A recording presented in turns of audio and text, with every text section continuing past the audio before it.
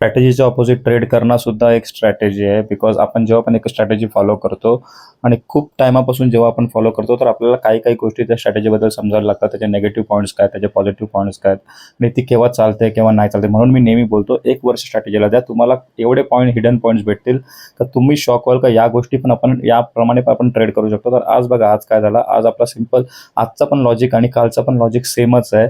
कालचा logic call सेलसाठी आणि आजचा लॉजिक पुट सेलसाठी आहे. तर कालचा लॉजिकचाच ऑपोजिट लॉजिक आहे. मी नेहमी बोलतो, जेव्हा पण मार्केट खाली ओपन होतो आणि खालच्या साईडला ट्रॅव्हल करतो, तर नक्की एक मोठा रिव्हर्सल येणार आहे.